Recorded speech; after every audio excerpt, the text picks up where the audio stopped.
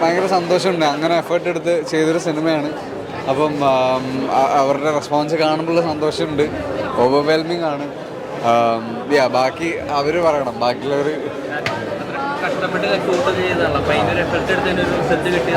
Yes, ഡെഫിനറ്റായിട്ടും അതുണ്ട്. Thank you. നിങ്ങൾക്ക് ഇഷ്ടമായോ പടം? നിങ്ങൾ കണ്ടോ? ആരെ കണ്ടു?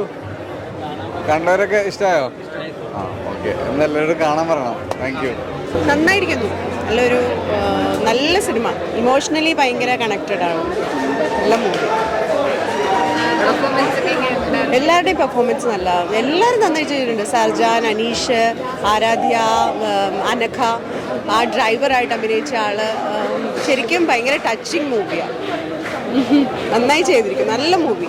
ഞാൻ ആദ്യമായിട്ടാണ് ഇങ്ങനെ മോർണിംഗിൽ ഇങ്ങനെ ഒരു പുതിയൊരു സിനിമയെ കുറിച്ചിട്ട് അഭിപ്രായം പറയുന്നത് തന്നെ.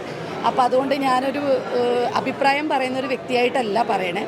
നോർമലി ഉള്ള ഒരു വ്യക്തി അത് കാണുമ്പോൾ ഉണ്ടാവുന്ന ഫീലിങ്സ്, അതുപോലെ നമ്മളുടെയൊക്കെ കസിൻസൊക്കെ ഉണ്ട് ഗൾഫുകളിലും അവിടെ ഇവിടെയൊക്കെ. അപ്പോൾ അവരൊക്കെ അഭിമുഖീകരിക്കുന്ന ചില പ്രശ്നങ്ങളും നാട്ടിലെത്തുമ്പോൾ അവരുടെ പ്രോബ്ലംസ് ഒന്നും നമ്മൾ അറിയാതെയാണ് അവർ അപ്രോച്ച് ചെയ്യാറ്.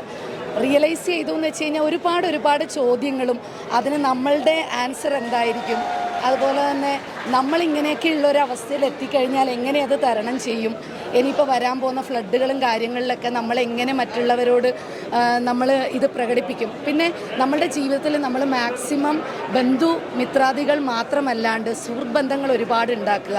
ഇപ്പോഴത്തെ ജീവിത തിരക്കിൻ്റെ ഉള്ളിൽ നമ്മൾ സുഹൃത്തുക്കളെ ആരും മൈൻഡ് ചെയ്യാൻ പറ്റാത്ത സമയമില്ലാത്ത അവസ്ഥകളൊക്കെയാണ്. പക്ഷേ ഞാൻ പറയുന്നത് എന്താണെന്ന് വെച്ചാൽ ഇങ്ങനെയുള്ള അപകടമുള്ള ഒരു സാഹചര്യങ്ങളിൽ സുഹൃത്തുക്കളും അതുപോലെ തന്നെ പരിചയക്കാരും വളരെയധികം ഒരു ഇതർഹിക്കുന്നു എന്നുള്ളതിന് ഒരു ഉത്തമ ഉദാഹരണമാണ് അനീഷ് അൻവറിൻ്റെ ഈ സിനിമ. അനീഷ് അൻവർ ഇതിൽ അഭിനയിച്ചിട്ടും കൂടിയുണ്ട്.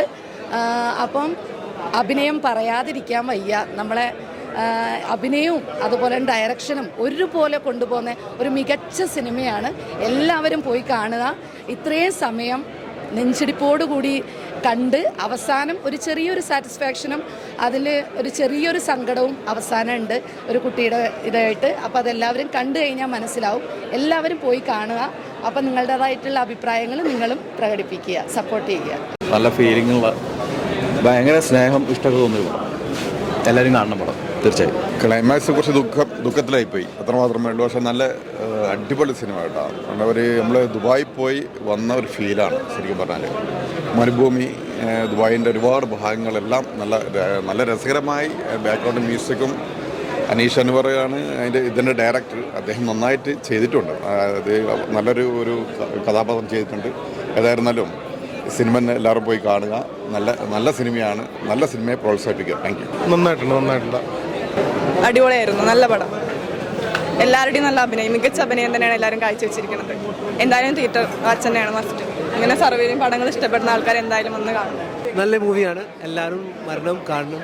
It's a beautifully done movie and it's a real story. Everyone should come and watch it. നല്ല മൂവി, വെരി നൈസ്. നല്ല, എനിക്ക് ഇഷ്ടപ്പെട്ടു. നല്ല മൂവി, നന്നായിട്ടുണ്ട്. നല്ല പടമായിരുന്നു. ആ ഒരു ഇൻറ്റൻസിറ്റി ഫീൽ ചെയ്യാൻ പറ്റി.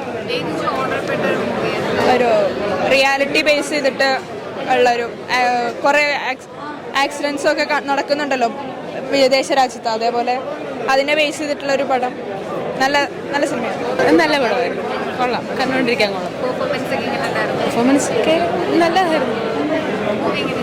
അടിപൊളി പോയി. നല്ല പടമായിരുന്നു. ഒരു സർവൈവൽ ത്രില്ലറാണ്. ഡെസേർട്ടിനെ ബേസ് ചെയ്തിട്ടുണ്ട്. പിടിച്ചിരുത്തുന്ന പോലത്തെ ഒരു മൂവിയാണ്. നല്ല അറ്റംപ്റ്റ് ആയിരുന്നു. കണ്ടു നോക്കുന്നു. തീർച്ചയായിട്ടും പ്രേക്ഷകരെ പിടിച്ചിരുത്തോ? Almost yes. Second half yes. Waiting. നല്ല സിനിമ. സെക്കൻഡ് ഹാഫ് അടിപൊളിയായി.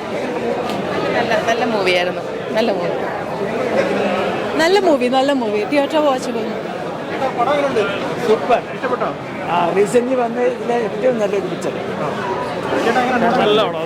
നല്ല റോഡ് മൂവിയാണ്. സെന്റിമെന്റലാണ്, പക്ഷേ സ്റ്റൈൽ നമ്പർ 1. All respects.